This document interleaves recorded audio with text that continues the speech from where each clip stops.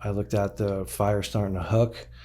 I'm like, it's going to be up here in probably 5 minutes, and it's going to be rolling when it comes over us. So one last ditch effort, I call up the helicopter. I said, we need immediate extraction, like right now. And his answer is, I can't do it. This is the Wildfire Lessons Podcast. Our goal is to promote learning by revealing the complexity and risk in the wildland fire environment. We share the lessons. The learning that follows is up to you. Hi, I'm Kelly Woods, Director of the Wildland Fire Lessons Learned Center. On today's episode of the podcast, Travis Dotson from our staff sits down with Brian Crowley to talk about his experience during the entrapment and fire shelter deployment on the Bridger Foothills Fire in Montana in 2020. Brian offers a very personal firsthand account of what it's like to see options for escape disappear and what the moment is like when you realize you have to get into your fire shelter. There's a twist in that part of the story as well. During the burnover, Brian had to share his shelter with somebody else.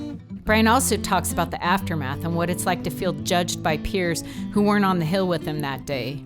He describes what it's like to be alone with your thoughts after an unbelievable experience. To learn more about the Bridger Foothills Fire, visit our website, wildfirelessons.net, and search our incident review database for the Bridger Foothills Fire. Here, you'll find a facilitated learning analysis which studies the events of the incident. Let's listen to Brian's story and consider how you might feel in the same circumstances.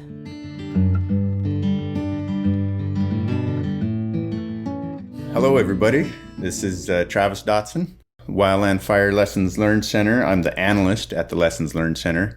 And today, I'm super excited to be talking with Brian Crowley. So, Brian, welcome. Thanks for doing this. Hey, thanks, Trev. And tell us who you are and why you're here today. Why are we talking to you? Well, first off, thank you. It's an honor to. I've been listening to your podcast a long time and big fan of Wildland Lessons Learned. So, never thought I'd be here, obviously, but I'm here. Currently, I'm the captain of Canyon Helitack for the state of Colorado. Yeah, at the time of the incident, why I'm here is the Bridger Foothills Fire happened in September 2020. There was an entrapment, and so at the time, like I said, I worked for the state of Montana, DNRC, and the Helitack crew out of Helena. So that kind of tells us, why you're here. Let's get a little bit of your background, kind of like, who you are, what you're into, maybe a little bit about your fire background, and kind of, what makes you tick, man? Just like any other firefighter, pretty type A personality. I'm real outgoing. I enjoy the outdoors. I do construction in the winter, mostly kitchen and bath remodels. Tiling is like relaxing. It's like an art form, and I really enjoy building, watching something go from like nothing to a finished product, and people are happy. Nice. Yeah, and I'm a big traveler to hot springs. Oh yeah, hot springs, huh? Heck yeah, hot springs are my thing. Nice. And a little bit of fire background. Yeah, no, I started off on crews and then moved over to engines, and then I think 2015 or 16, I had my HECM task book signed off, and then detailed with the state of Montana, DNRC. Loved it. Nice. It was awesome. I got my manager shortly after that, and I spent 5 or 6 years there. Yeah. Cool. Let's get into kind of framing this incident up. Starting off 2020, it was definitely a busy fire year. Sure. So up to that point, IA was pretty, I think up to September, I 20-ish, maybe more IAs. Yeah. Mm-hmm. Okay. So busy. It's definitely, it was definitely busy. Yeah, it was busy. And then, but this fire, the Bridger Foothills Fire, is where's that located? So that's actually right outside of the city of Bozeman. And so start walking us through the because you guys IA'd this thing. Correct.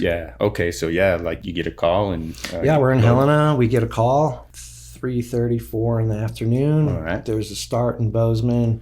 They need us. Okay. So, we load up. We're all briefed up, get all the freaks in, fly over and see the fire. You can see it from, 20 miles out. It's not blowing up.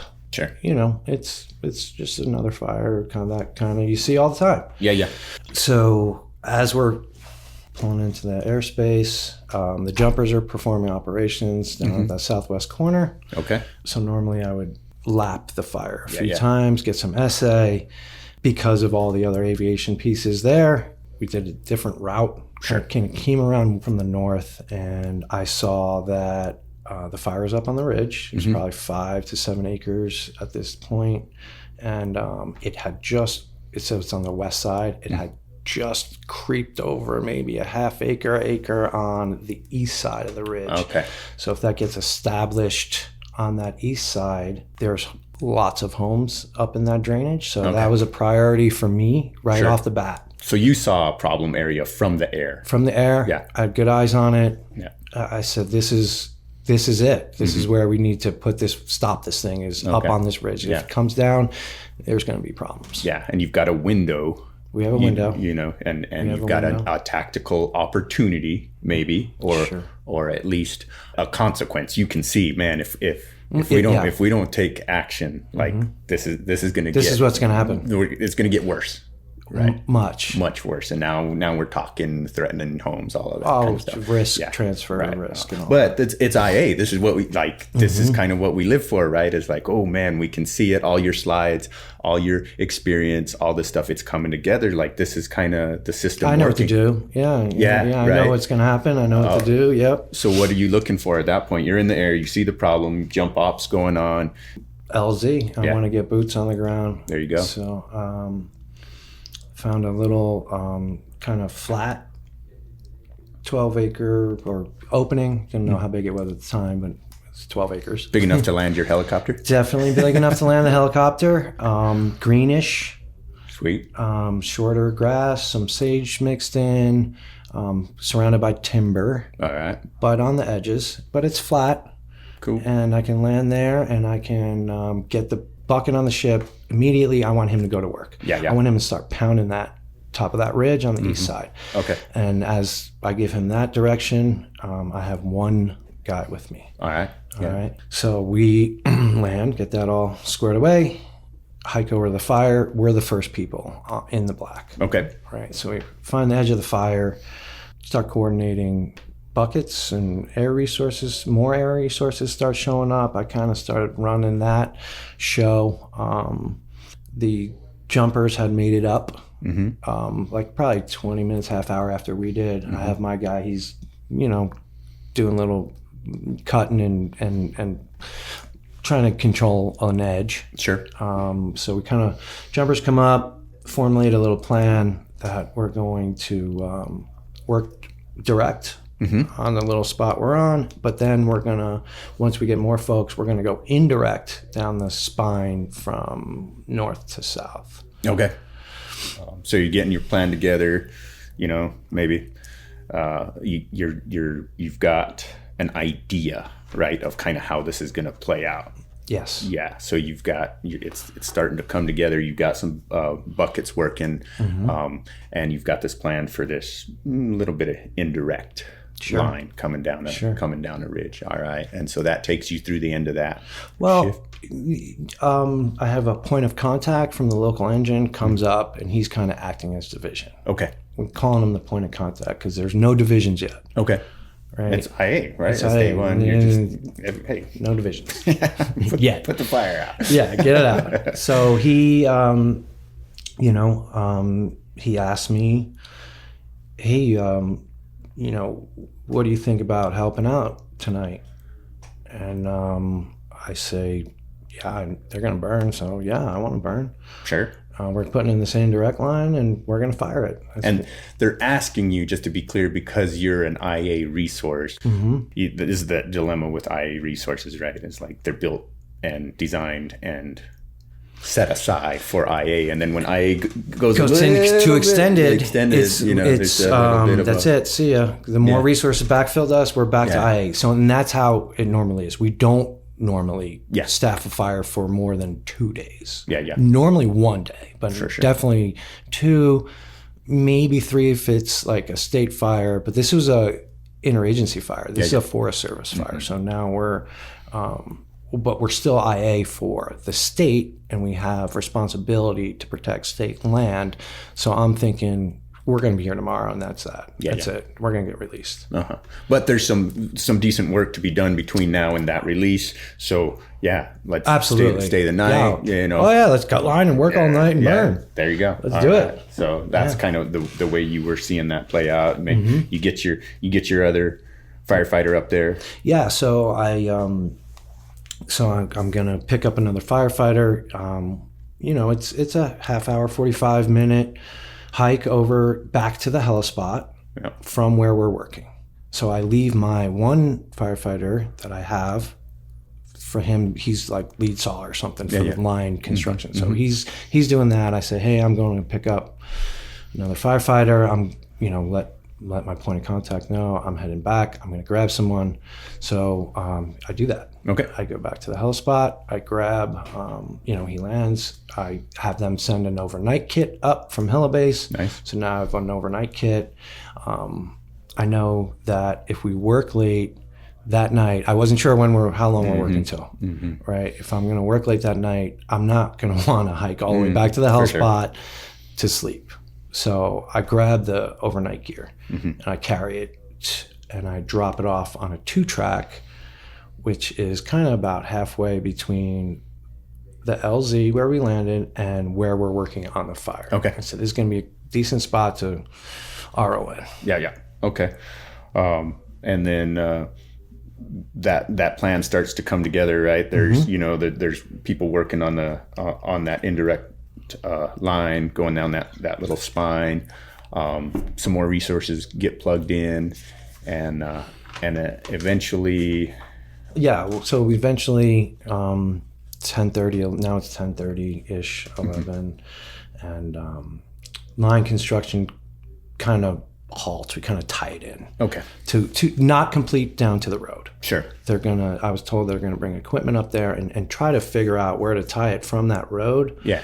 That's below up to where our indirect. But it's one of those natural pauses where it's like, okay, this is a good spot. This is a good place to stop. Exactly. For the night. Okay. Yep. Yeah. And I'm thinking, now a shot crew is there. Okay. And I was told they're going to bring fire from the top down coming to together. Sweet. It's coming together. Nice. Yep. So my point of contact.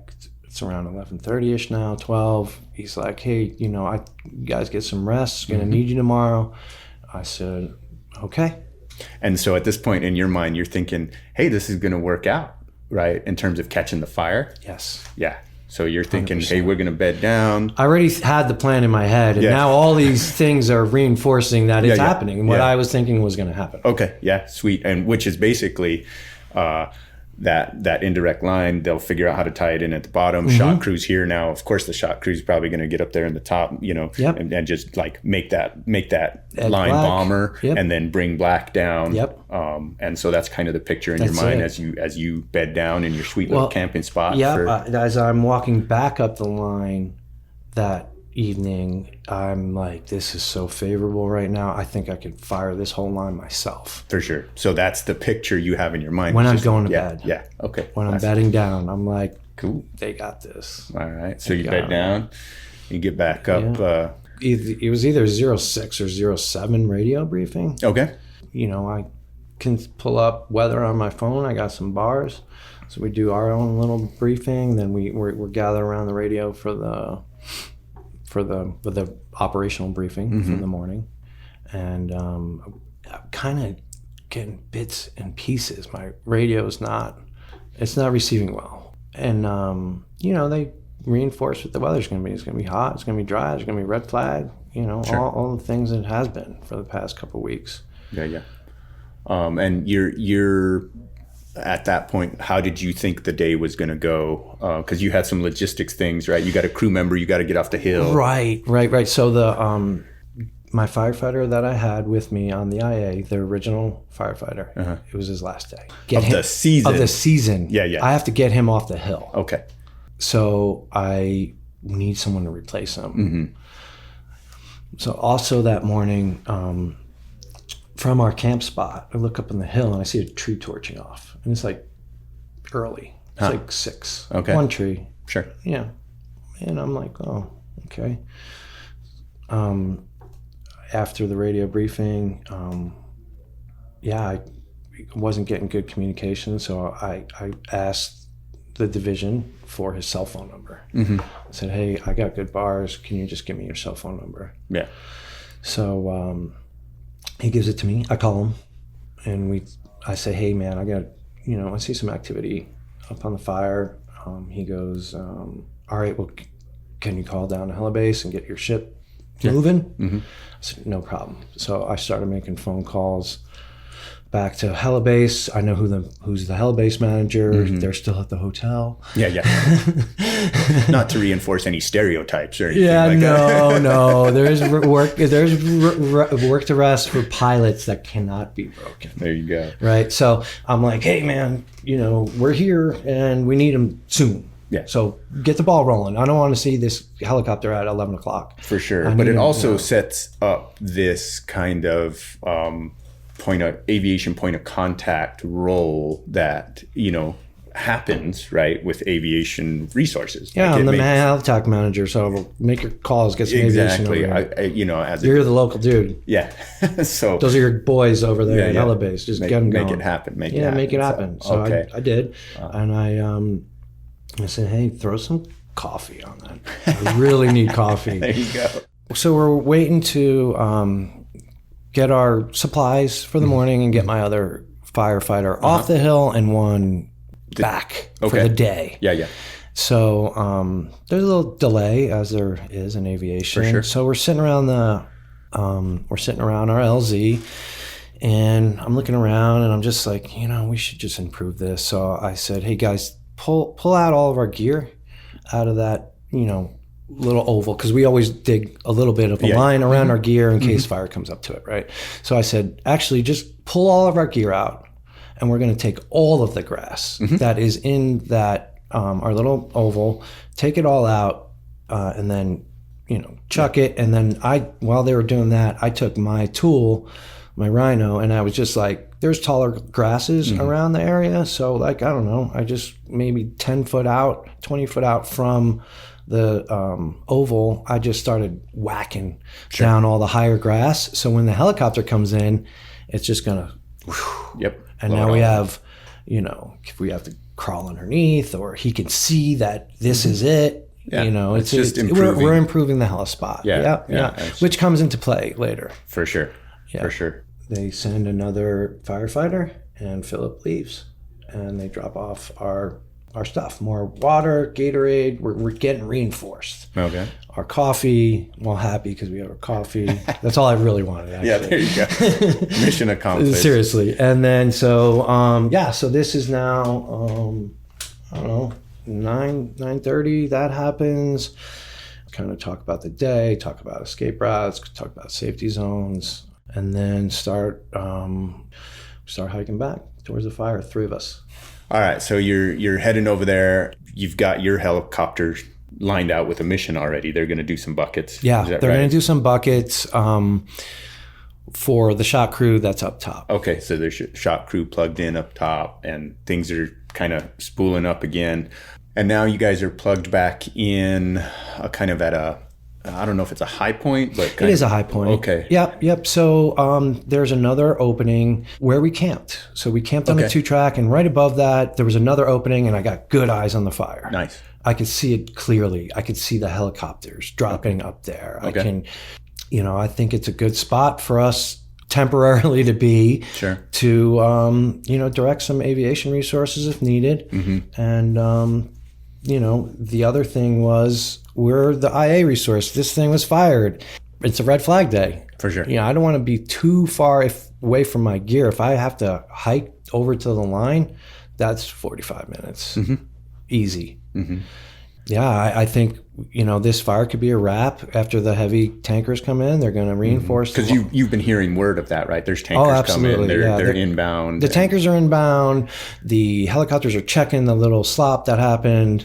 It seems like a good plan still. For sure. And so, yeah, as that's playing out in your mind, right? Your tankers inbound, they're going to come down, reinforce that line that's already there. Shot crews there. They're committed, right? Mm-hmm. The way it's all kind of playing out. Yeah, are me and my two guys going to make a difference over there? There you go, right? And if there is an IA, which chances are. Oh, and there was. Yeah, exactly, right? Like, you're it. Yeah, we've been pulled 2 or 3 times that season from a fire to a new emerging incident. So these are real deal slides. And I know that thing comes up about, the gear, we get attached to like our helispot or our gear or whatever, and it acts as a tether that keeps us from fully engaging operationally. It's like, yes, that's a real thing, and there's a reason for it, right? All the stuff you just talked about is like, yeah, man, that's standard. Yeah, and it creates a decision point.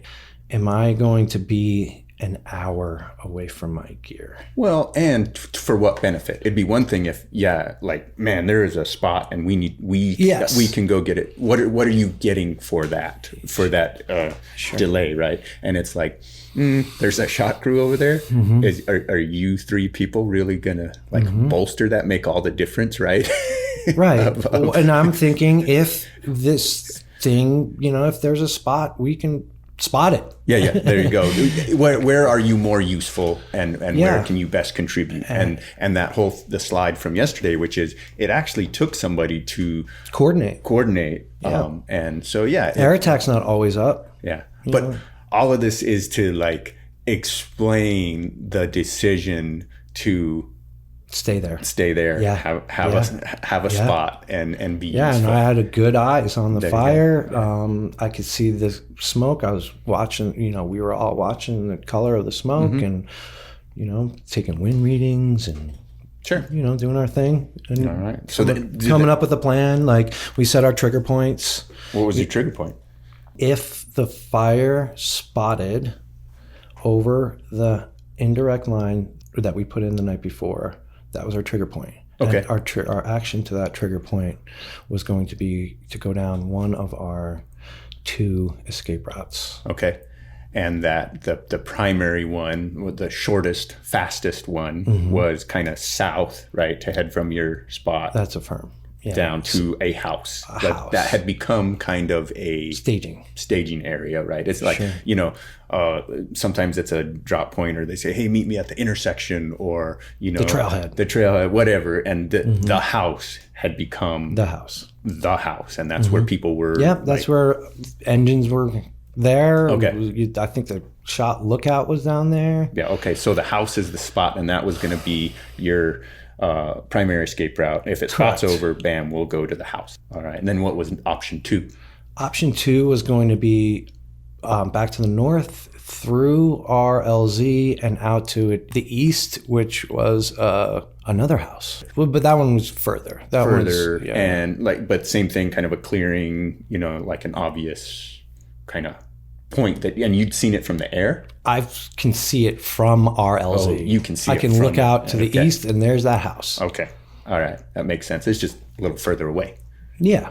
I would guess a mile and a half. Okay. Maybe a mile. And it's kind of north and then east. Correct. All right. From our location, right through RLZ, boom, bang it right, and we're in the open field, no timber, right near a road. Okay. Good deal. So that's all. You've got your trigger point, and tankers are inbound. You're expecting them to reinforce that east side line, the indirect line, the indirect line that was fired. Okay, which has become Division Alpha, right? That's correct. Okay, and that's still the number one priority, because that east side, if it establishes over there, it's going to run up Bridger Bowl, and there's a lot of homes up there. So tankers came in. What happened with that? Yeah, around, I guess now it's around 11:15, 11:30. I hear tankers are coming in. And I had called the division. I said, tankers are going to be very useful on this side. I said, they're going to, and he agreed. He was like, yeah, It's a good spot for them. Yeah. So they're going to box it in. So their first, there's 2 tankers, and their first drop, west side of the fire. Maybe securing the heel. From the heel up that left flank. And then I think the second tanker tagged, made a dog leg to the right and took it to the top of the ridge. And then I guess they were going to work it around and come box it in on the east side. I thought I thought they were going to start on the east side because that's where the most dangerous. Now it's noon.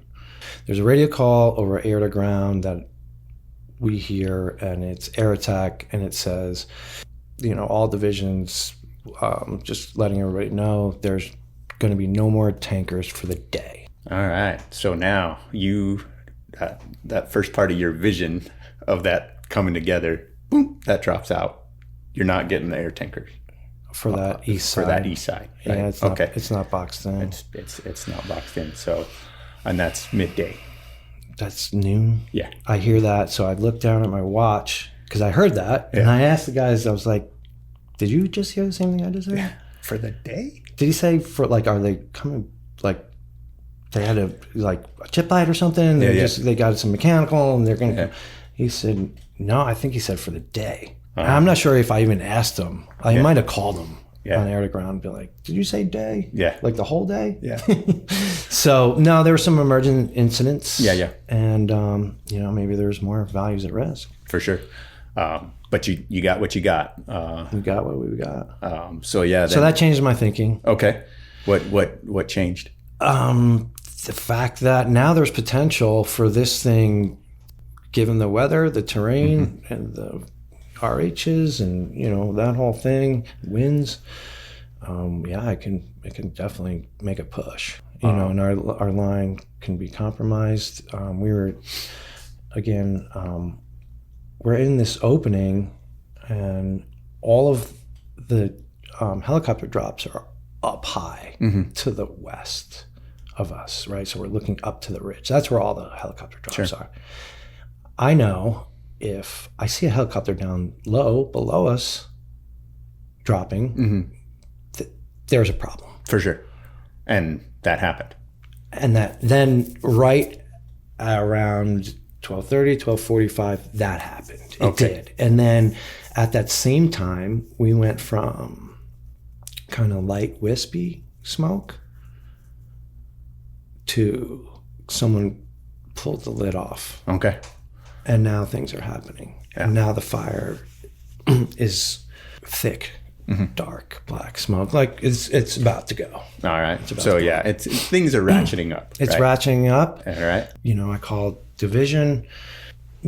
How's our line doing? Did it spot the line? He's like, I'm not there. I will, I'll be back there in 20 minutes. For sure. He's off dealing with some stuff like division stuff. Yeah. He's out doing stuff. He doesn't happen to be right there at that moment. And I don't have radio comms that great with anyone else. That's why I called him. Okay. Right? I call him on the cell phone. Okay. Because there was, the report talks about it, like there was some classic radio, like Murphy's Law kind of things, you know what I mean? There was, I can't remember, a change in a tactical frequency, and then there was a problem with a push on some software at the Bozeman dispatch. At the Bozeman dispatch. Yeah. And they changed the air to ground twice or 3 times. Exactly. So end result is you're not getting great comms up there at all. You're having trouble, but you're. I'm hearing some. Definitely, my air to ground is working, but my tactical channel is not. So there's working great. Yeah, it's bits and pieces. It was weird. And the day before, we're on the same channel. Yeah. It's working fine, perfectly. Yeah. Classic. And we're all 3 of our radios. We're doing the same thing. I'm like going through the tone list, and I'm like, what changed? Yeah. From yesterday that I can't really communicate well. Why am I using a cell phone? Well, and it's a workaround, right? It's a workaround. Yeah, and it was good. That was it. Some comms better than no comms. And so you call division, ask if it's spotted over the line because you're seeing something that's not fitting your picture. right? And so things are starting to change, and it's not fitting my picture anymore. And if my illusion of control is going by the wayside. There you go. Yeah.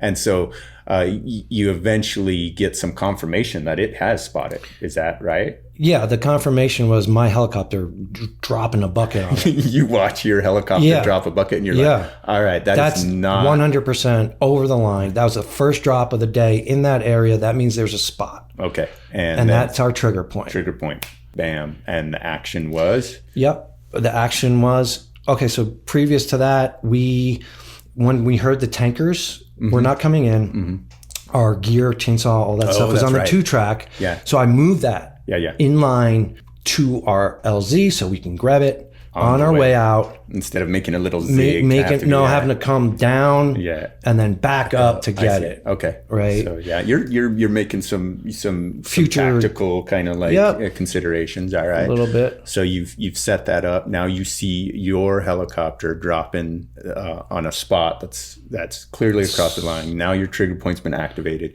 So you start. Yeah. So, and then at the same exact time, there is air attack transitions. Of course. Yep. And so the old air attack knew where we were. We're in contact with them. I was asking them questions. Brand new air attack. Yeah. Of course. And then division comes back onto the division, and he pulls all the resources. Okay, so he's like, hey, everybody, he's seeing all the same things that you are, and he says, you know what? Yeah, let's regroup. Yeah. And he pulls everyone. So I see the spot. I see him dropping on the spot. Here's a key point. That was your escape route. Yeah. The spot fire was basically cut off our our primary. Your primary going cut to the house is no longer an option because of where the spot fire is. Okay. Yep. So just automatically everybody kind of understands that that's not an option anymore. That's why you're headed back to the LZ. So we were going to go downslope to the house, short, whatever, not too short, but still it's downhill instead of uphill. Yeah, exactly. And so that cuts off the primary. Okay. But we have a secondary. Sure. And we're going to go, like I said, we're going to go up through the LZ, cut out to the east. But, hey, my helicopter's right there. Sure. Have them come pick you up. Come get us. Yeah. Cool. So I say, 8-8, hey, we're, after that bucket, come meet us at the LZ. And he says, I'm going to try. And I'm like, oh, okay. Yeah. What does that mean? Yeah. I didn't realize, I'm kind of sheltered in the little place I'm at, and I'm taking wind readings, but they're not the correct wind readings. Yeah, and he's up there in it. He's up there in it. He's getting now. He's been fighting that thing all morning, right? The winds kind of just picked up around 1200. Okay. Let's call it 1200. They really picked up. Okay. Picked up where he's struggling to keep the helicopter in the air. So that, and I don't know this. Yeah, you don't know I just see him flying and dropping water. But the first you kind of hear of it is him saying, I'll try to come get you. Correct. And so that's, boom, there's a little piece of information. Yep. Ooh, he's going to try. But you're not going to go down your primary escape route. So it still makes sense. You're going to the LZ. We're going to be passing it anyway. Yeah. So meet us there. We'll grab our stuff. I look at where the spot is below us. I give myself 45 minutes. All right. To get to where I need to be. All right. And if you can't get a pickup, that's all right. Right turn, bam. Go down to 100%. House number 2, secondary escape route. That's why you have it. Oh, okay. So now you're booking it back to, or I don't know are you booking it? We are booking it now. We are on higher alert. Okay. Put it to you that way. Yeah. I'm not nervous. I'm not just whatever now, but now I'm looking back and up at the fire, and it's getting with it. It's getting with it. Yeah. It's and obviously the winds at that point were that's more what made me nervous was the speed and the wind beating us. For sure. And I'm like, oh, this is going to be here quick. And there is now a time wedge, right? There's a time wedge that started. It's okay. So it has started. There's a finite amount of minutes now for your actions. All right. That's affirmed. So, what's the climate kind of the in terms of the feeling, right, of you and your folks? A little apprehension, like a little heightened. You know, hey, this is now it's getting serious. Yeah.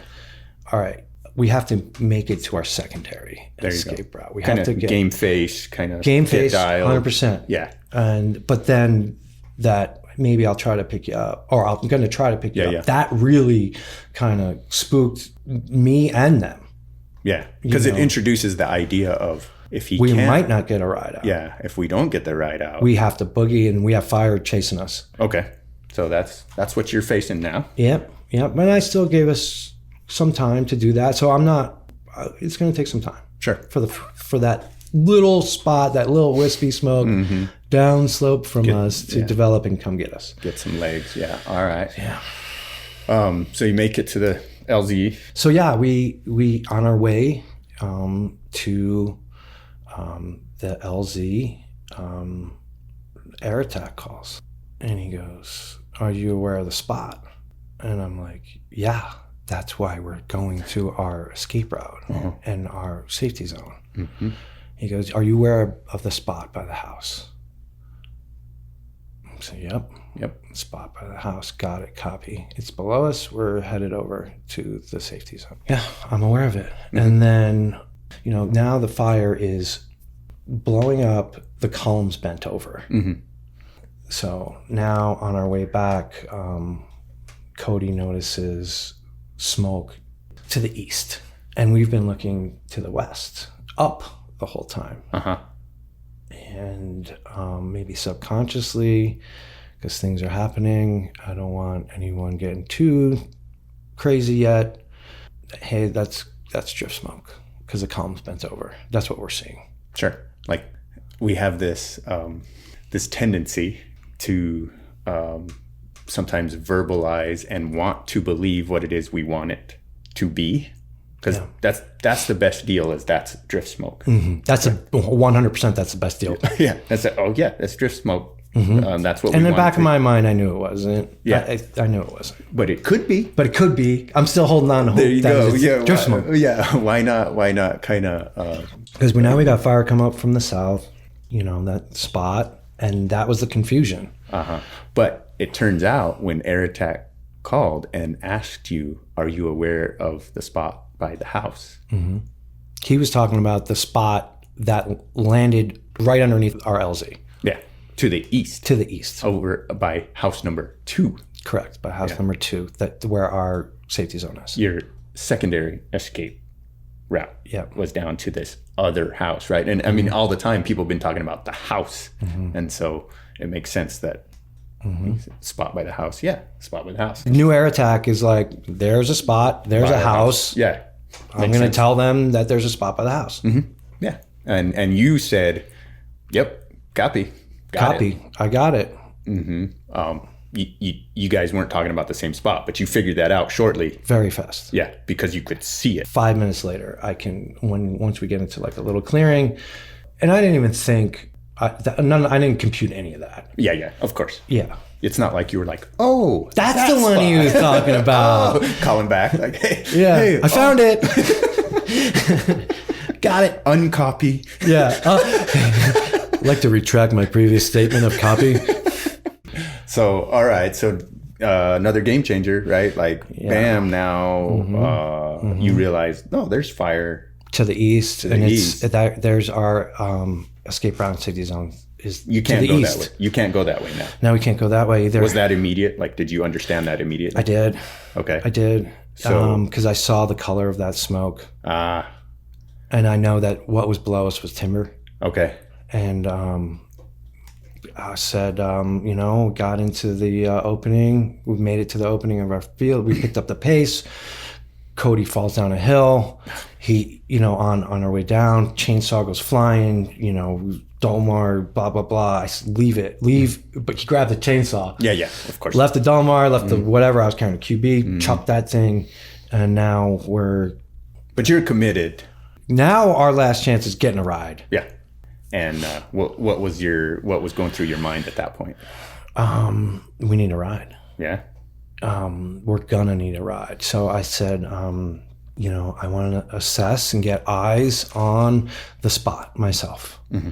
I was gonna look, because it was to the east. I could maybe we can push out past it to the north and just squirt out and get around it. Yeah. And then as I'm coming into that our LZ, the 12-acre opening, it's clean air to the north, right? So you see a window. I see a window. Yeah. I call the helicopter. I call, 88 again. I said, if you come now, you can get in, get us, and get out. Mm-hmm. And his response was, Crowley, I am trying, man, my hardest.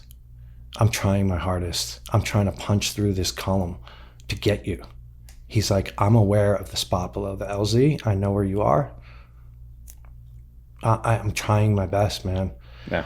No. So I said, all right, let me go get eyes on this thing. So I get to our actual oval where our gear is. Mm-hmm. They drop their packs. I'm nervous. We're all kind of like, tensions are real high now.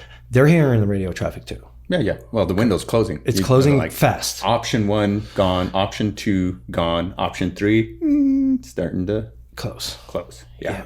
And so I'm like, all right, option 4, maybe we could squirt around it. Yeah.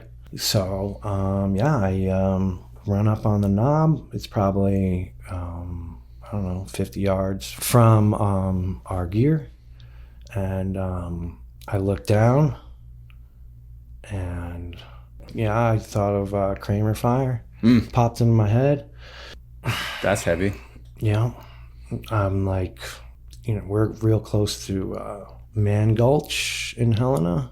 Physically, it's location. Not very, you're not very We far. fly over it 20 times a year. Okay. We hike it all the time. So we bring all the people that detail with us to it. Yeah. The story is ingrained in us. For sure. And so now you're these things are starting to pop into your head. Like Kramer, like that was a bad deal. Those guys didn't make it. No, they didn't make it. And, that was on my mind. I looked down, I'm like, they tried to run and it didn't work out. And I looked down, I looked at the timber, I looked at the fire starting to hook. I'm like, it's going to be up here in probably 5 minutes. And it's going to be rolling when it comes over us. It's going to be a crown fire. All right. So one last ditch effort, I call up the helicopter. I said, we need immediate extraction, like right now. He had gotten a bucket and he's just like, okay, I can't get in, but I'll get a bucket and I'll drop it over him. He had to punch the bucket. Punch the bucket, meaning like jettison the whole... bucket. The bucket, not the water in the bucket. Right. Okay. Yeah. So it's rodeo up there. It is Western. Yeah. And that means like when you call and say we need immediate extraction, his answer is, I can't do it. Yeah. At the time I was like, man, what's going to happen to us. Yeah. I was mad. For sure. But I had no idea. For sure. What he was going through. Of course he's trying to get us. Of course. Yeah. Of course he is. Yeah. You know what I mean? It's not he's possible. trying his hardest. They hear the radio traffic. I run back over to him. I'm like, we're starting to fire here. We're going to fire around the gear and we're going to put down as much fire as we can and we're going to spread out from there. Yeah. Like you thought of Man Gulch, you know what I mean? Like now you're going to dodge it. Yep. We're going to fire as much fire as possible. Okay. We're not going out like that. Okay. And so you start getting after it. We're going to fight back. Yeah. Okay.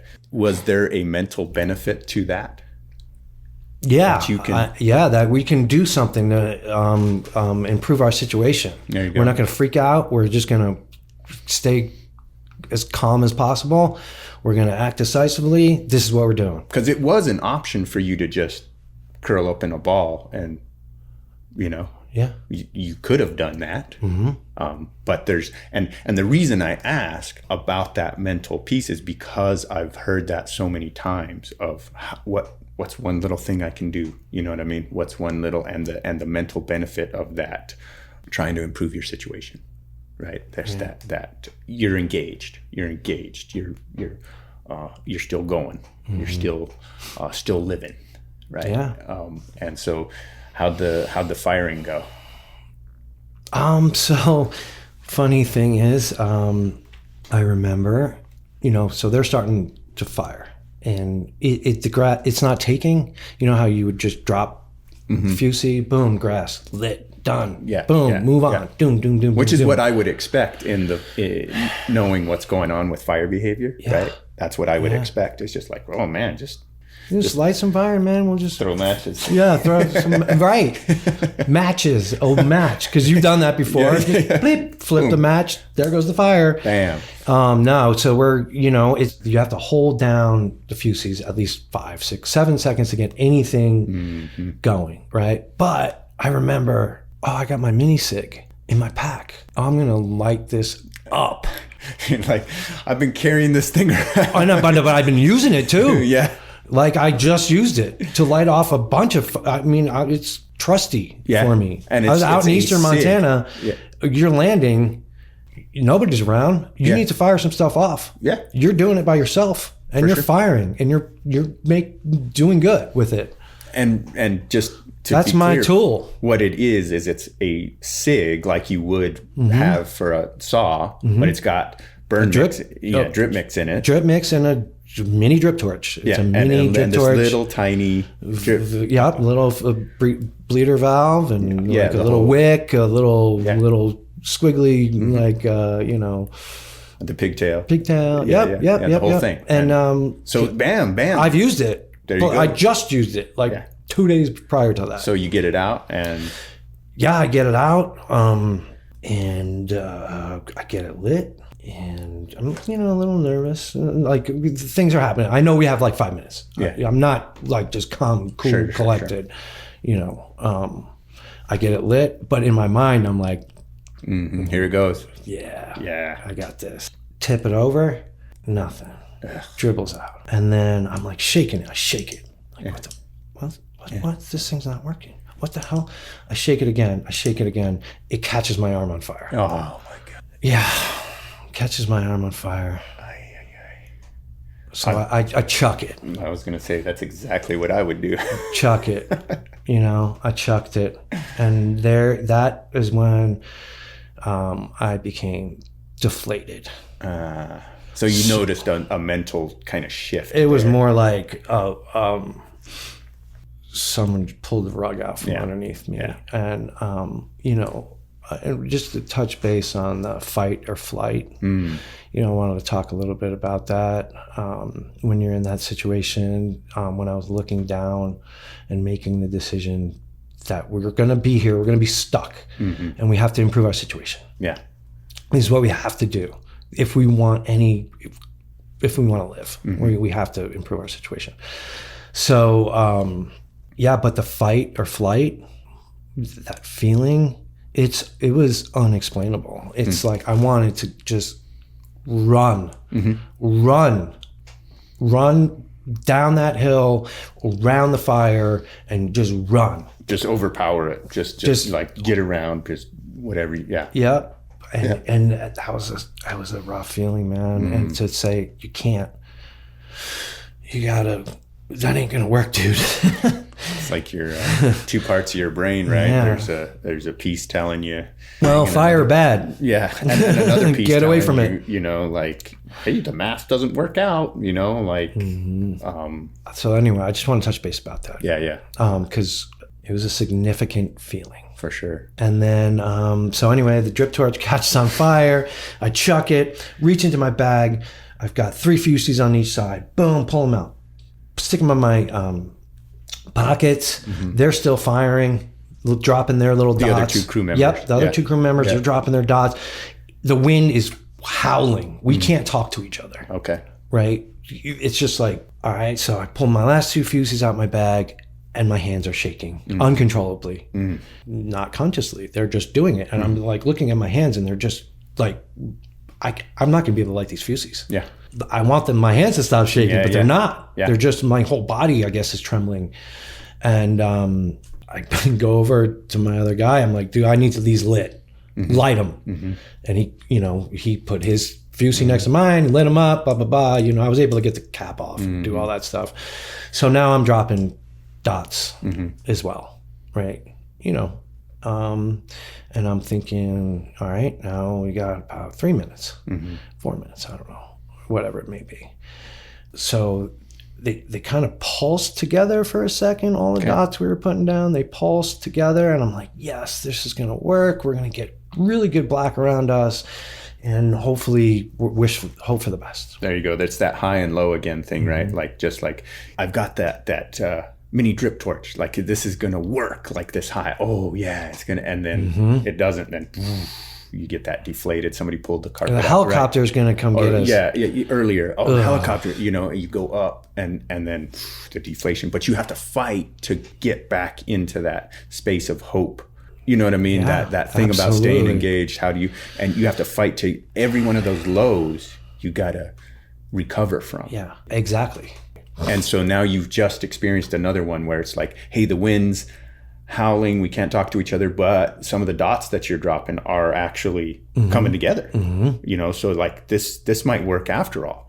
And if it comes together and you get some insta black with one good push, like you're going to be good. That's going to be one hell of a story, like you'll wag dodge it. We did it. We pulled it off. We pulled it off. And then it just baffled the other way and just didn't, they didn't completely come together. So I think my hands are done shaking. Right. And I took my gloves off so I can light these things. So now I'm looking for sage. Right. A little further out, I'm looking for pockets of sage. And there it is, carrying a little better, easier, just boom, doom. The fuses get low, I chuck it, pull out more, doom, doom, doom, doom. I think I split one in half and just chucked it by the fire, in front of it. So maybe that'll just do something by itself. So I look up. At one point, I look up, and I'm probably, again, like 40 yards away from where they're at. And I look up, there's a fire shelter.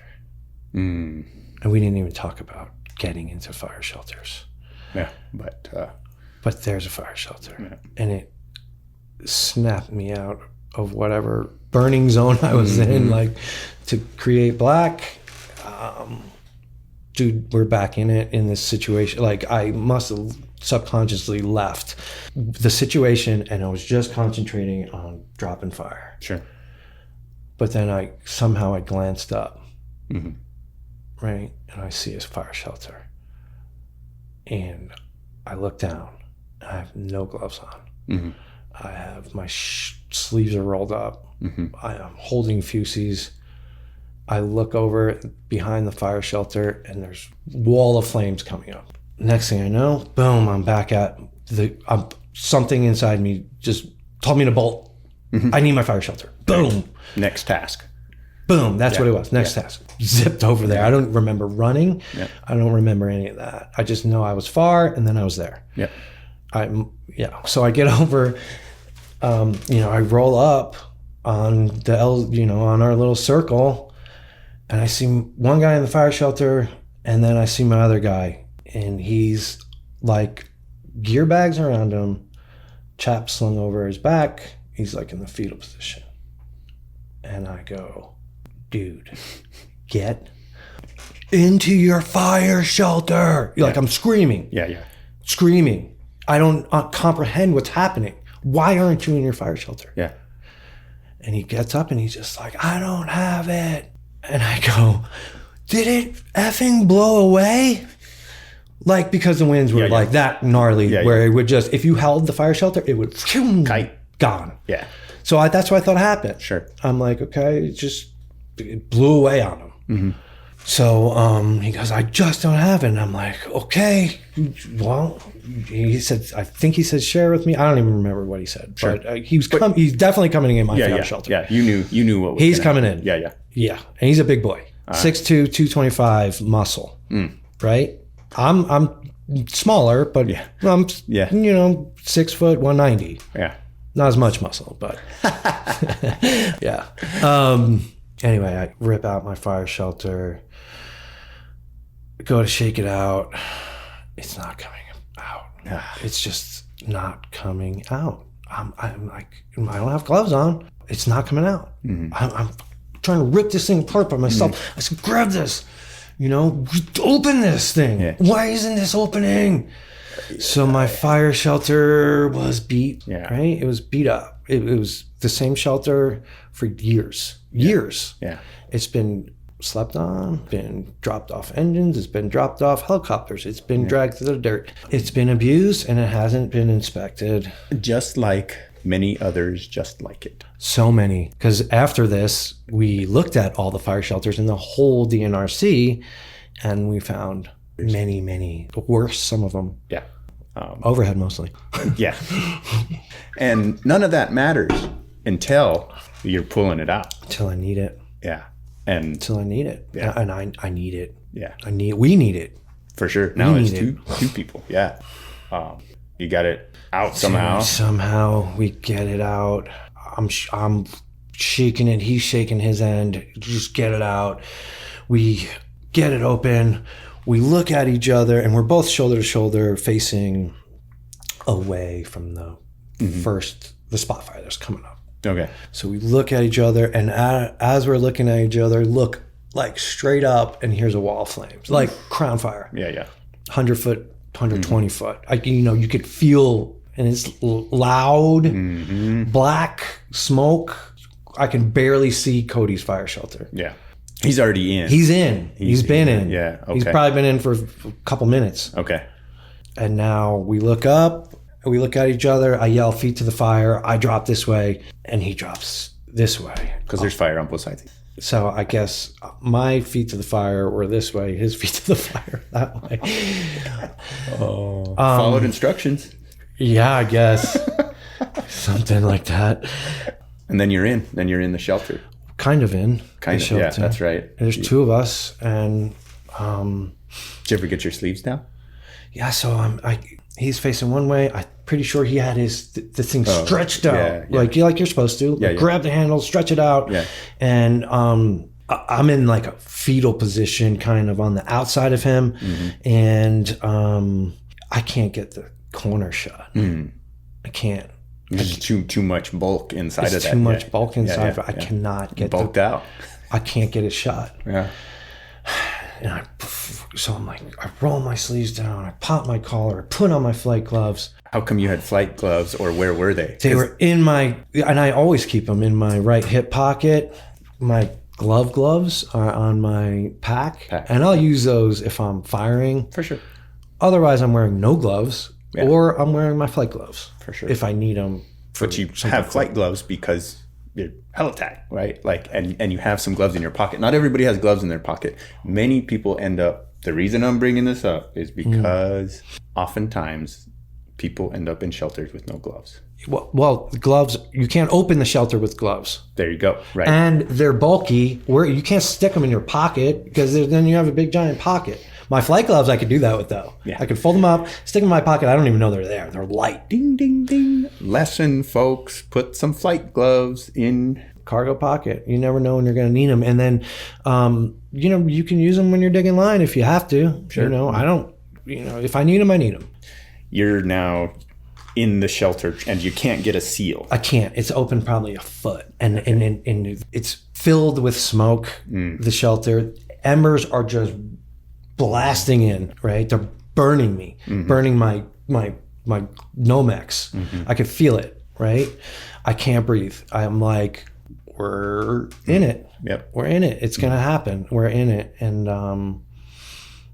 I'm trying my best to close it. It's not happening. It's not happening. It's just not. I can't. I'm like yelling at him. He's yelling at me. I'm like, I'm trying. So when we first went under there, he had the radio because he was there already. I was out burning. He had the radio. So when we get under there, he yells something into the radio. Firefighters deployed, health tech, whatever he yelled. Mm-hmm. And I didn't like it. And so I said, give me the radio. And I know my crew is listening at Hello Base, right? I know they're listening. But you were conscious of that at that moment? I was. You knew I was. that whatever's going out over the air, like... Yes, I did know. Your folks are going to hear it. Yeah, and I just wanted to say something calmer. Mm. And I said, air attack, this is hell attack. We're under the shelters. There's 3 of us, and we have 2 shelters. He didn't copy that because guess what's happening? The fire is... Yeah, imagine that. Blowing up. Yeah. Blowing up. They're evacuating Hella Base. Yeah. They're evacuating that whole canyon. Mm-hmm. Things, it is Western AF. Yeah. It is going. Yeah. So maybe that transmission got lost. But anyway, my guys said they were listening intently. But you had a conscious thought of, I want to deliver a calm message that... Calmer, I guess. Yeah. that depicts what's going on. That's it. And I didn't like that he screamed into the radio. Sure. Basically. Sure. And but then, did you ever get the shelter closed? No. I just nope. I was fiddling with it, I was pushing down with my left arm, and it's just blasting me like right in the face, like black smoke. And I can't breathe. I'm choking. Yeah. Choking, like literally choking. This goes on for a few minutes, right? And it's raining on the shelter. Yeah. Loud sticks, rocks, dirt. Oh, so previous to that, this bag is like right next to me on my leg, and it's burning me. The line gear, and it starts exploding. So there was bug spray, boom, Fusey, boom, lotion, like sunscreen, boom, and I'm like, what is going on right now? It's burning my leg. I'm hearing explosions outside of the shelter. What is happening here? And I kicked it and get this thing away from me, just crazy. Yeah. I'm getting out and I'm going shoulder to shoulder with him. I cannot stay in here one more second. As is, you need as to is right now. You gotta rearrange. I'm gonna die if I eat any more smoke. I can't breathe. I can't see. There's crap out of my ears, my mouth, everywhere. I'm getting out. I don't care how hot it is out there. I'm getting out. I don't care. I'm gonna roll a dice because I'm gonna die right now. I feel like I'm gonna die. I'm not gonna, but I'm gonna feel like it. So I jump out for a split second and I tell him, I'm getting out and I'm coming shoulder to shoulder. I get out, hold my breath. Split second, jump right back up. We rearranged. Yeah. Way better. Okay, so you got now I got my leg on him. We're kind of like one entity now, and it was way better that way. So we're in there another 5-6 minutes. I call Cody. I'm like, Cody, dude, are you all right? I said, how you doing, man? How you doing? Hang in there. And he's like, I'm not doing good, man. Not doing good. And this is just verbal. Is this radio? Nope. Yeah, you're yelling at Cody. Yeah. Okay. I'm yelling at Cody. And his response is, I'm not good. Not good. How'd that hit you? It affected me. Yeah. So, and that's something I still struggle with. Did you feel responsible? Well, yeah. I mean, I'm about to kill 2 people with my decisions. 3 people, but 2 people that aren't me. I'm about to kill, I killed someone's father. I killed someone's husband's. Was that weight on you right then at that time? Immediate. So that morning, right before briefing, like I said, we had good cell service. Cody was going home in 2 days. Mm-hmm. He had called his family. Oof. They FaceTimed, and I overheard some of that, and then we talked, and man, that's awesome. You get to see the girls again. So now 5 hours later, I killed him. And you had to like mental struggle with that in the shelter. Immediately, yeah. I was thinking of Cody. Yeah. His family. Brutal. Yeah. And my other guy, he has kids. So yeah, no, people, I'll just touch base. People are like, I hear some of the other stories of them like, oh man, we were talking to each other. We were cheering each other on and doing that. Man, that wasn't the way it was for us. Not for me especially. I'm like, we're gonna die. We're gonna die. What about the calming feeling of doing something familiar that you've trained on? I didn't see that one. That didn't happen for me. No, that didn't happen for me. I'm like, we're gonna die, and it's either gonna be like in 5 seconds, or it could be in like 20 seconds, or it can be in 30, or it could be this next thought. I could be dead. Yeah. Before my next thought, I could be dead. It's gonna come over us, and we're gonna die. That's how I felt, because we were getting pummeled, hammered. I just ate ton smoke. It's still smoky. Yeah. Like in the shelter. Sure. Like I can't breathe. I'm just like, everything is coming out of my face. Like, Would you have survived outside the shelter? No, absolutely not. 100%. No way. Yeah. The radiant heat, our shelter showed signs of over 2,000 degrees. Wow. Just to be clear, where your shelters are deployed is in that spot that I you cleared out for the gear. That you were just killing time, right? Like, hey, let's just scrape this thing clear. That's where you're deployed, and you guys chucked all the gear outside of that. I didn't. They did, but most of it. Yeah. Okay. Yeah. So then there's that's where hindsight. What if we didn't? Yeah. You can. There's only so much use to the what ifs. You can torture yourself with them. Yeah. Well, you just don't go there. Yeah. That's my recommendation. So like, I don't know, 8-10 minutes goes by, and we're getting hammered. I think we're gonna die, and a bright light comes, and I'm like, this is it. This is it. It's right on top of us. It's gonna this is it. This bright light is it. That's the fire right on us. And then it, like 10 seconds goes by, and we're not dead yet. And I'm like, man, that might be the sun actually. So I'm like, screw it. I'm opening the shelter again, and I'm getting eyes on this thing. I crack the shelter. I like look up. It wasn't bright anymore, but I look around, and it was nuked all around us. And it took like maybe a few seconds for it to hit me. Oh, it's nuked. It's nuked. There's no more fuel around us. This is as hot as it's gonna ever be right now. We're good. We just survived. Relief? Yeah. Well, that was it. I just figured it out. Like, dude, we're not gonna die. That's as hot as it's gonna be. This is it. So I tell them, I said, guys, it's nuked. I don't think we should come out yet, but it's nuked. This is as bad as it's gonna get. And that must have been a relief. It was a relief for me. I don't know. For sure. So, we get out. Me and my guy in my shelter. I'm like, I'm out of this thing. Get me away from this shelter. He's still in. Cody's still in. All right. And I get out, and it's bad. It's still howling, 50 plus. It's this weird orange glow. Like all around, and it's 1 PM. Yeah. And it's so surreal.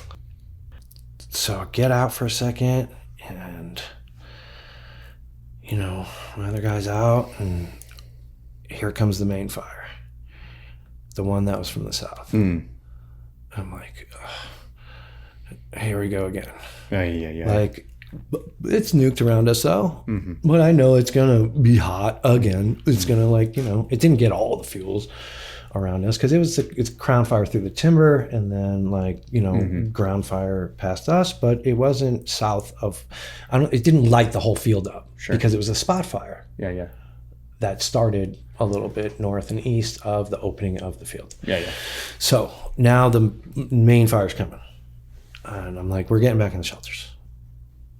So we get back in the shelters. And I think I may have been given radio comms.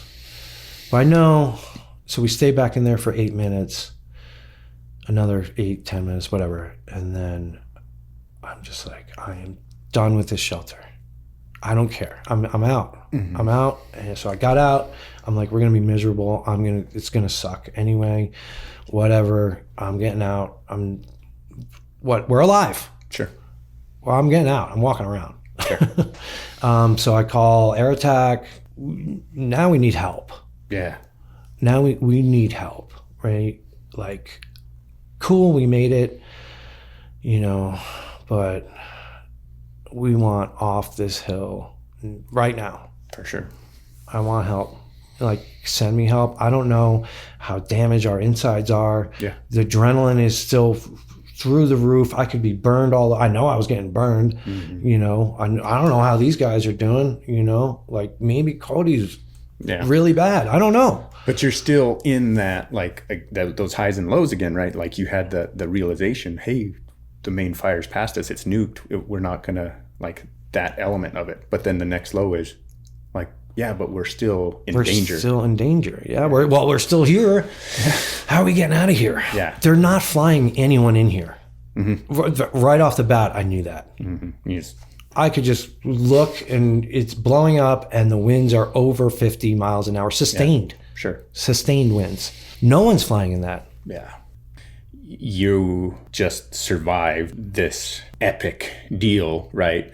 But other emergencies are also occurring on the fire in terms of people's operational focus. Absolutely. You know what I mean? Like it's going into town, there's evacuations, there's, people are trying to get off the hill in other areas. And obviously the intensity of those scenarios, if you were to compare them, are not as important, or you know what I mean? Not to me. Or us at the time. But that's what I'm saying. In your world, like you just about die. Yeah, I want us to be the focus. I want to get off this hill immediately. Yes. I know that air is not going to happen. It's just not too windy. They actually, they tried, and actually there's a local Type 3 there, and he tried and he almost crashed. Yeah. To get us. And now all these pilots at Helibase, some of them are my pilots. Some of them I've worked with in the past. They know me. They know it's me up there. So they want to come get us.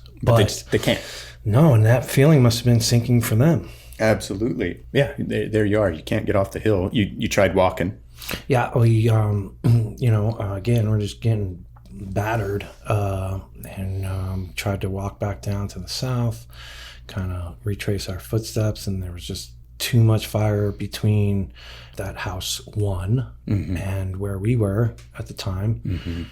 And trying to coordinate with Air Attack. I said, we're next to a 2-track. Send up. That 2-track's got to be accessible from somewhere. So just send up a UTV, get us. The guys are not doing good. I'm the radio person communicating, and I don't want to be too elevated about it, but sure. I also, I want to get us help and off the hill. And I know it's not going to happen by air, so I'm trying other things. So eventually, you get, it's like 3.5, 4 hours go by, and we're just sitting in some nuked out ash and getting pounded by everything because there's nothing to hide behind, because there's nothing left. And, the division supervisor and the shot crew soup, they got her that long. They picked their way through the fire, through the black, and contacted me, and we kind of, hey, I know where that is, I'll meet you there. And we met there, and it was a great feeling to be finally walking down to house one, where ambulances and such were waiting for us. Wow. But that 3 hours, that's a tough time to have to. It was really hard, man. It was. That's actually, thinking about it, it was probably almost just as hard, because you think that they forgot about you, like it wasn't a big deal, but That's what we're thinking. For sure. But that's not the case. Though there's houses being burned to the ground. And like it's crazy hot, and it's not like you just go beeline, right? Yeah. Like it's difficult. You're literally in the middle of the fire. Yeah. But that time, and you're still having to be mentally engaged, right? Like you're the leader of this group. You're still like, it's not over yet. Radio calls. It's not over until we're being treated. For smoke inhalation. Nobody has water left. None. No water. For 3 hours. Yeah, that's scary. Like we ate. You're eating dirt and sand and shit, and smoke, and everything already came out of your body, and we have no water, nothing. Brutal. So there's that other piece getting off the hill, right? Yep. And then there's it's funny that you use the term "it's not over," right? Like you still have to get off the hill. Now you're getting treated, and then there's the big "it's not over" in long term. Yeah, like kind of like there's the immediate aftermath and the big, and I think we'll get into that. We'll get into some of the that mental health aspect of it. But before we step too far away from kind of these operational things, I want to circle back to some of these lessons about that you had. Like you just went through this like thing, right? This crazy thing that not everybody experiences. And what would you pass on to somebody else that has not yet experienced that, and things that maybe you wish you would have known, or is just good old experience type advice you'd have for somebody else based on your... Yeah, the glaring one is your shelter. Have it with you and make sure it's in good operating form. Yeah. It's your PPE. It's your last line of defense. It's going to save your life. There's no doubt that the fire shelters saved their lives that day. Yeah. Period. Yeah. We help the odds by burning out. Trying to stay calm as possible and kind of making some decisive decisions. But the fire shelter, man, you got to get in I would recommend everybody look at their shelter. Let's see when it was manufactured. Make sure it's taken care of. It's the least thing you can do. Literally the least. The very least thing you can do. And was there a difference between your shelter and... Mine was 2003. And then Cody's was new. And his thing, he said it opened better than a practice shelter. Oh, wow. Yeah. Yeah. I didn't even see him deploy it. Yeah. I was burning some stuff. But those are two different descriptions. Like you're literally trying to stretch yours out, fighting with it, and he was like... Yep, and you could see how much better his did in the report than ours did. Ours is crumbly and took a lot of heat, but his was bad too, but it wasn't as bad as ours was. Really bad. Yeah, so there's have one. Number one, have one. Number two, and make sure it's functioning. People think, man, this fire shelter is 7 pounds, and it's not gonna, man, I'm never gonna use this thing. Or you're away from your engine, right? You're out on an engine, but you're like, man, I'm just gonna go out on the end of this line and spray some water. It's like, well, you better bring that fire shelter with you. Sure. And I know there's this whole there's people that have strong opinions about carrying a fire shelter and not carrying one, and how you fight fire makes more of a difference and all that. And I understand. It doesn't for me, it doesn't make you like feel more invincible. Like it's your last line of defense. It's not like you were flying around up there and you said, you know what, we probably shouldn't land, but we have fire shelters, so let's go ahead and land. Yeah, exactly. That wasn't I don't. That train of thought, I just don't buy into that. That it makes you cockier because you have a fire shelter. Sure.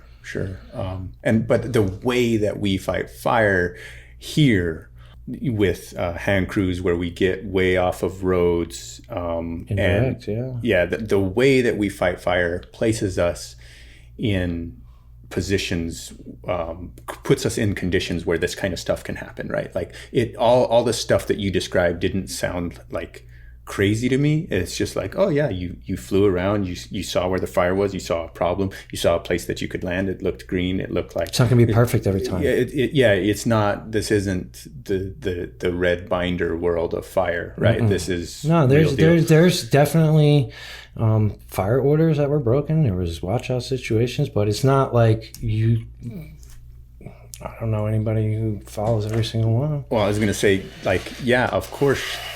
People say, oh, well, there was unburned fuel between you and the fire. Right. Yeah. Yeah. Mm-hmm. Like every fire. Mm-hmm. That's what I always say. Mm-hmm. It's like, well, yeah, that's true of every fire. How are you going to get to it? Mm-hmm. And I know that that's being a little tongue in cheek, because that's not the way it's intended. It's about like, once you're going to engage, and one foot in the black, and I understand all of that stuff. It's not always possible, and honestly, it's back to the illusion of control. You have successfully done this how many umpteen times, and you did have unburned fuel between you and the fire, and when you landed, and then you mitigated that. Yeah, and you did. You went and touched the black, and you tied in, and you had a plan and all of that stuff, and none of that sounded like egregious. Yeah, it's just kind of it sounds standard to me. That's kind of the way we do it, and the 10 standard orders are very helpful. They're great, Absolutely. Ideas, and they're good to brief to, and all of that stuff. And they're not. It's not exactly a formula. I think that's the thing. They're not. It can't always be absolute. No, I mean, I understand that there's people that are passionate about. No, if you just do those, you're never going to get hurt. You're never going to get hurt. And if you follow every single 10 and every single 18, or you recognize 18, you're cool, man. You can fight as much fire as you want. Which I totally agree with. It just means that you can't actually engage. Yeah, thank you. And that's how you're going to not get hurt. By not, you want to not get hurt? Don't engage. And some of them it's not. It's like fight fire aggressively, having provided for safety first. Okay, define that, right? What does having provided for safety first? Wow, whose interpretation of that? Yeah, who gets to decide if you've done that or not? Like, the spirit behind it is awesome, because I do like aggressive. I like aggressive. I lean towards the aggressive side, and I do think that helps with managing risk. Sometimes the aggressive action is risk management. That's a good point. And so I don't disagree with the spirit of the fire orders, and they're great reminders, and I like them. It's just when they start to get translated literally, that's when I have problems, especially when people do it in hindsight. No, right? The hindsight is where it really, don't come at me with those. So there was a article about the what we went through. There's a few articles, and I'm not in a good space.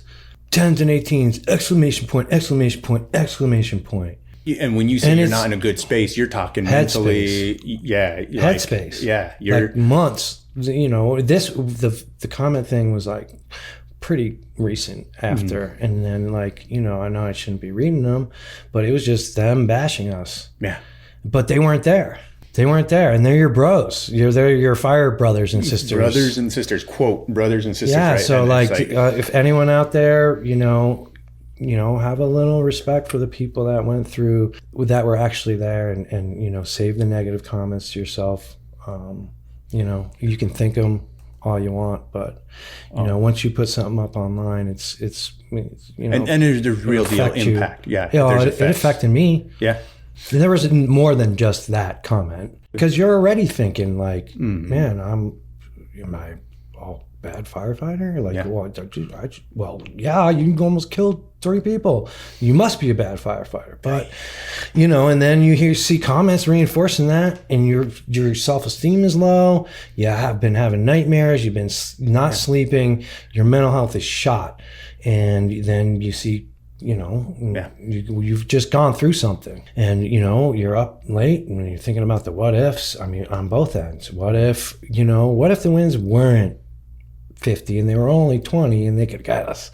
Or on the other side, you know, what if we didn't dig out that, you know, around our gear, and we had to use that time to, you know, to do that? Would we still be here? Yeah. I don't know. Maybe not. Yeah. Would if you know, there's the what ifs you should not think about, but they're hard to not. Oh, because you're your own worst critic. In terms of going on with the what if. Of course. Yeah. Of course. And it gets in a loop. And this is the headspace you're in. Yeah. And you're just, like you said, you can't sleep, and you have nightmares. And these are my friends that I almost killed. Right? Like, this is traumatic stuff. And here you are, like, quote, surviving it. I always say, like, we don't know how long you know what I mean? Like, you survived that one event that day, but you have to keep surviving. You know what I mean? And you're in that headspace. And now somebody that's throwing rocks from their couch or whatever on the internet, you know, chalkboard firefighting on a scenario where they weren't there. I don't think it's malicious. There might be some psychopaths out there that are like doing it to be mean. Yeah. You know what I mean? It's just self-awareness. I don't think they have any, you know, because people, you know, or it's just like they're reinforcing, like, but you're hiding behind a computer screen to do this. Like, you know, you want to come talk to me about it? Come on. That's a classic Come thing, over right? and we can talk about it. Yeah. But it doesn't work that way. No, but it does have, you know, it had a lot of effect on me. Yeah. It has a real deal effect, and that's the piece where I don't know that we understand that power. And it's that same thing. We're so divisive, and it's somebody I read a lot says it's hard to hate close up. And that's the thing you're talking about. Like, it's easier to hate from a distance, you know, and hate's a powerful thing, right? Like, it's easy to hate from behind a computer screen. How about a comment like, "Hey man, I know you're going through it. You can reach out to me." Put that in the comments. You know, here's some tools you can use to deal with it, because I know you went through a traumatic experience. Yeah. Put that in the comments. Like, man, and this is the thing where brothers and sisters, we throw that term around. Oh, my fire family, my brother, my sister. We and out of the other side of our mouth, we're doing stuff like that, right? Like judging.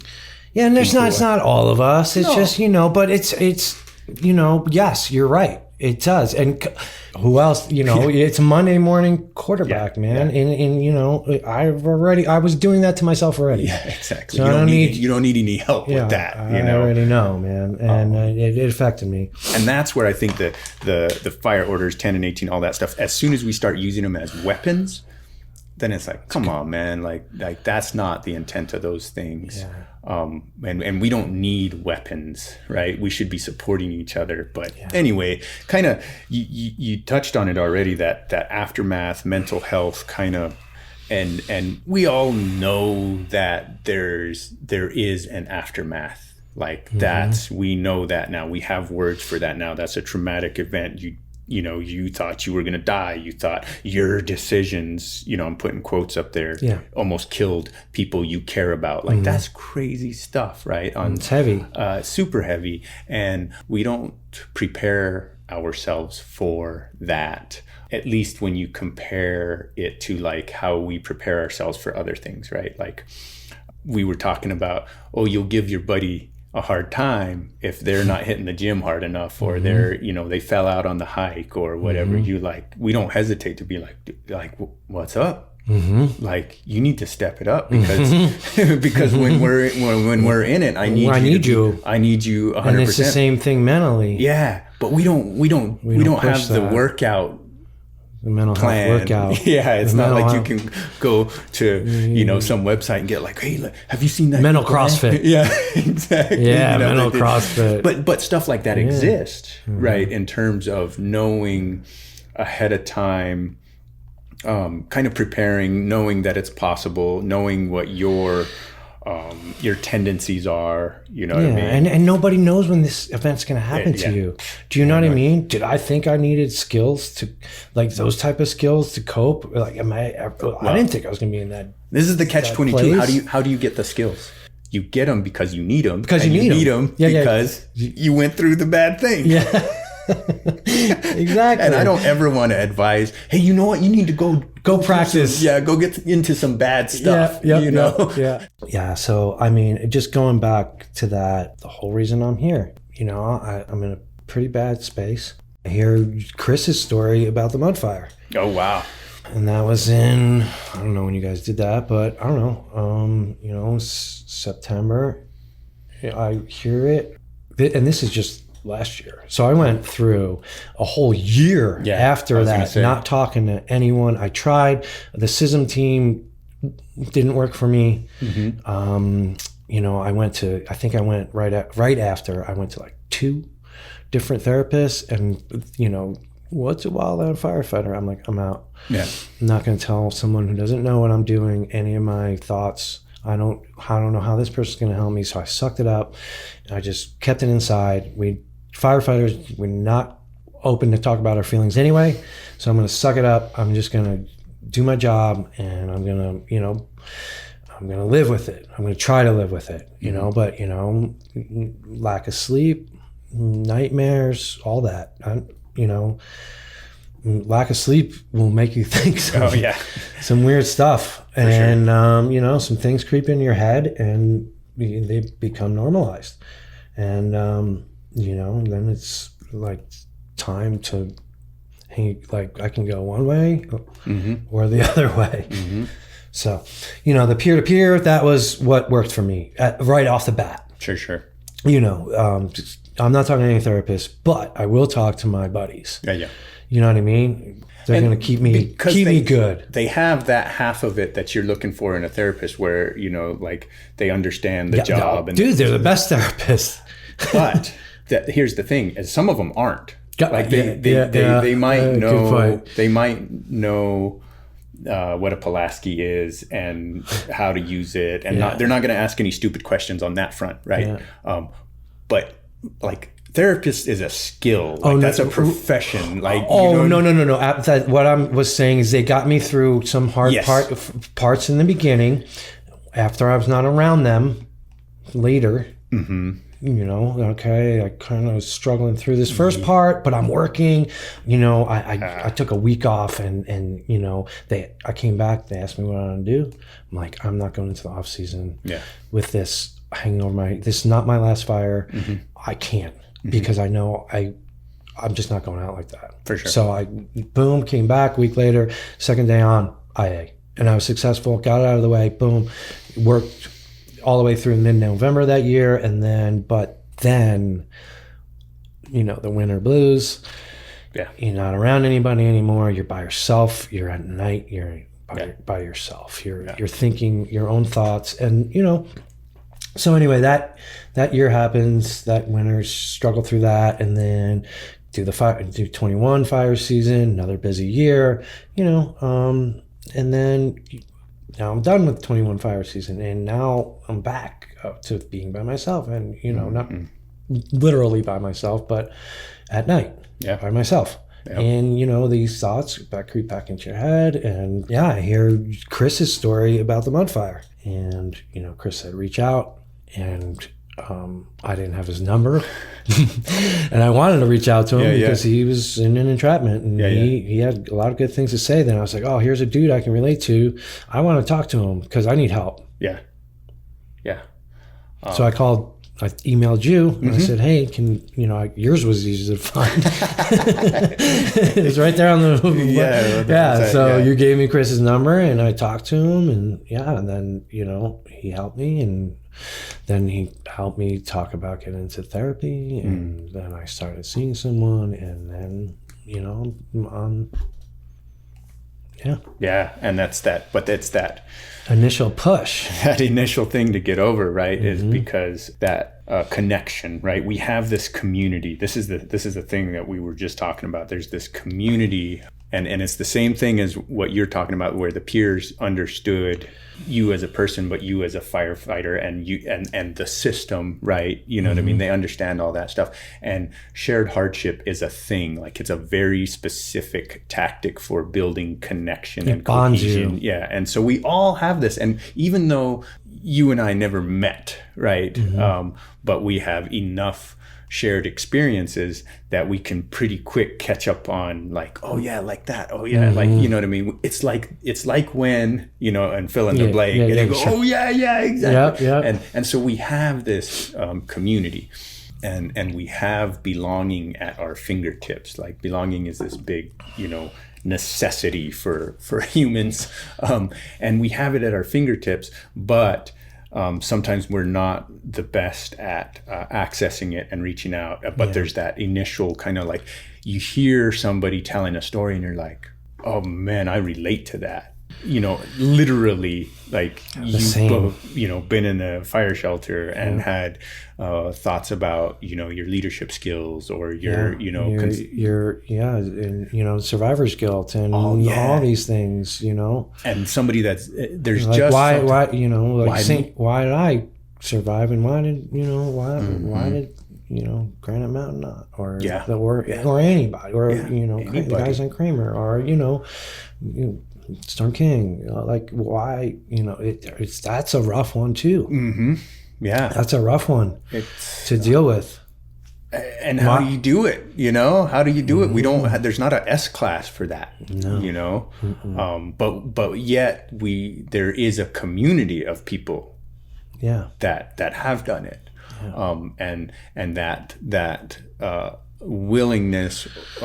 Sometimes people call it the gift of desperation, right? Like, you know, you're in that headspace, and that's just like, oh man, what do I do?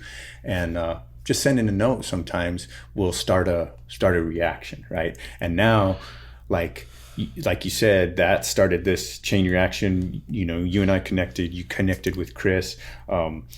A little bit of a connection there, and now another year later, here you are. I'm ready to help other people. Yeah, like with this story, like, you know, and it doesn't have to be from an entrapment. It doesn't have to be from something, you know, that death-defying.